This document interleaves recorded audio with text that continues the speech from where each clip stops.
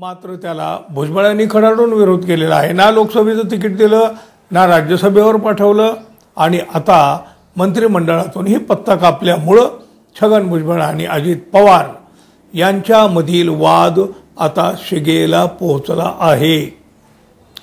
तेव्हापासून अजित पवार छगन भुजबळ यांच्यावर नाराज आहेत असं सांगितलं जात आहे।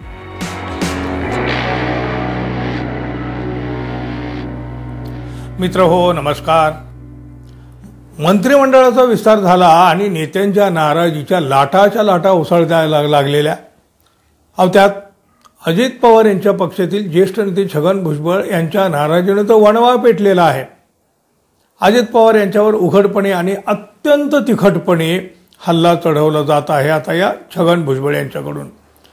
छगन भुजबळ हे ज्येष्ठ नेते आहेत, शिवाय त्यांना मंत्रिपद दिलं गेलं नाही याचं आश्चर्य त्यांच्या समर्थकांना तर धक्काच बसलेला आहे, पण याचे आश्चर्य त्यांच्या विरोधकांनाही वाटत आहे। भुजबळ साहेबांना मंत्रिपद मिळालं नाही, हे कसं शक्य आहे? छगन भुजबळ मात्र आता भाजपाच्या वाट्यावर असल्याचे संकेत मिळू लागलेले आहेत। गेल्या 3-4 दिवसापासून रणकंदन सुरू आहे। छगन भुजबळ यांना असा अचानक डच्चू कसा काय दिला गेला, त्यांची अवहेलना अवमान का करण्यात आला, असे अनेक प्रश्न आता विचारले जाऊ लागलेले आहेत। अजित पवारांनी असा निर्णय का बरं घेतला हे अनेकांना पडलेले कोडत्र आहे। पण आता जी काही चर्चा होऊ लागली आहे, जी काही राजकारणामधून जे काही पडद्याआडून जे काही बाहेर येत आहे बघा, त्याचा जर आपण विचार केला तर छगन भुजबळ यांनी केलेल्या कथित कुरघोड्या त्यांनाच भोवल्या असल्याचं सांगितलं जात आहे। आता बघा, भुजबळ यांनी खरंच काही कुरघोड्या केल्या का आपल्याला माहीत नाही, पण तसा संशय घेतला जाऊ लागलेला आहे।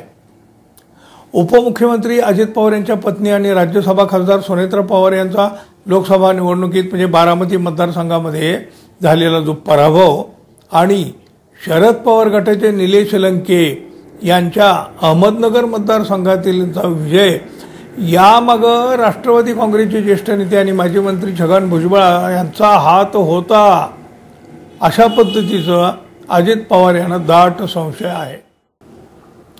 हे आता सांगितलं जाऊ लागलं आहे राजकारणामध्ये। आता शेवटी संशय, या गोष्टी खऱ्या किती खोटे किती हा भाग वेगळा असतो।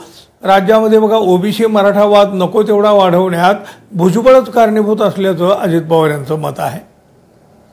या नाराजीतून अजित पवारांनी छगन भुजबळांची मंत्रिमंडळातील प्रवेशाची वाट रोखली अशी माहिती आता हळूहळू बाहेर येऊ लागली आहे, कुजबूज होऊ लागलेले आहे। बघा, 8-9 दिवसापूर्वी त्यांच्याच पक्षाचे कार्याध्यक्ष प्रफुल्ल पटेल आणि ते प्रदेशाध्यक्ष तटकरे यांनी समीर भुजबळ यांना बोलावून घेतलं होतं।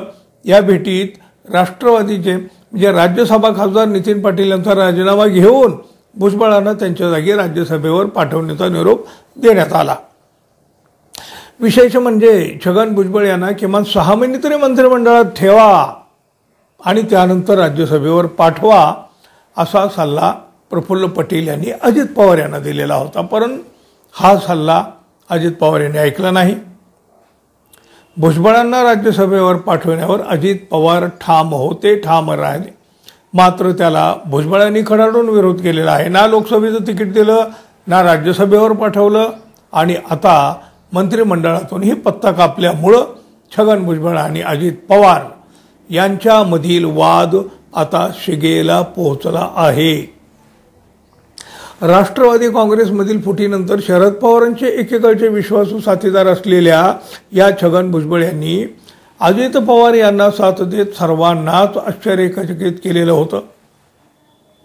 अजितदादा गटाचे महायुतीतल्या या सत्तेमध्ये का प्रवेश करताच बघा, मंत्रिपदाच्या रूपाने छगन भुजबळ यांना याची बक्षिसेही मिळालेली होती।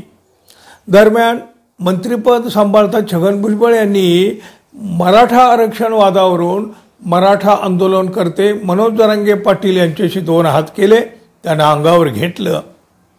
याच दरम्यान लोकसभेची निवडणूक लागली।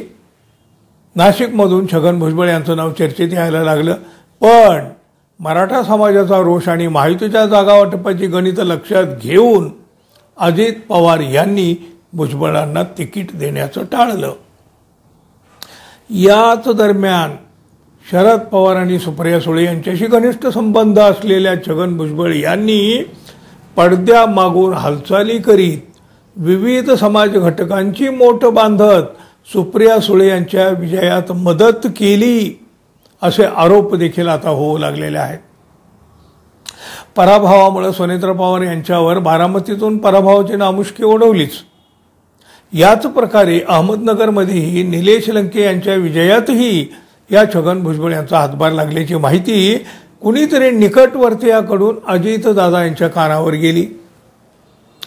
तेव्हापासून अजित पवार छगन भुजबळ यांच्यावर नाराज आहेत असं सांगितलं जात आहे. आणि बघा, त्यातूनच भुजबळांना राज्यसभेची संधी नाकारण्यात आली आणि सुनेत्रा पवार, नितीन पाटील यांना राज्यसभेवर पाठवण्यात आलं. अजितदादांच्या मनामध्ये भुजबळ यांच्याबाबत असलेल्या या कथित कुरघोडीच्या संशयामुळं छगन भुजबळ यांचा गेम झाला असल्याची चर्चा आता वेगानं होऊ लागली आहे. भुजबळ यांच्यावर करण्यात येत असलेले आरोप हे किती खरे किती खोटे हे कोणी तपासून पाहिले आहेत का? संशयाचं वातावरण तयार करण्यामागं आणखी कुणी एखादा आहे का, असेल का, असे प्रश्न कोणाला पडायच्या आधीच बघा, शिवसेनेचे म्हणजे एकनाथ शिंदे गटाचे आमदार सुहास कांदे यांनी भुजबळ यांच्या विरोधामध्ये अत्यंत आक्रमक होत गंभीर स्वरूपाचे आरोप केलेले आहेत. महायुतीमध्ये राहून भुजबळ यांनी महायुतीच्या विरोधात काम केलेलं आहे, त्यांना गद्दारीचं फळ मिळालेलं आहे. नाशिक जिल्ह्यात तर सगळा आनंदच आहे. अजितदादांनी अन्य ओबीसींना संधी दिली, त्याबद्दल त्यांचे आभार मानतो. फक्त भुजबळांनाच दिलं म्हणजे सगळ्या ओबीसीनं दिलं हा गैरसमज आहे. मला वाटतं जे झालं ते योग्य झालं. ते खरंच ओरिजिनल भुजबळ असतील तर राजीनामा देऊन दाखवावं. त्यांच्यात राजीनामा देण्याची हिंमत नाही, ते ओरिजिनल नाहीत, ते फक्त आव आणतात. आंदोलन करणारे ते एक ठराविक लोक आहेत असं आमदार सुहास कांदे यांनी म्हटलेलं आहे.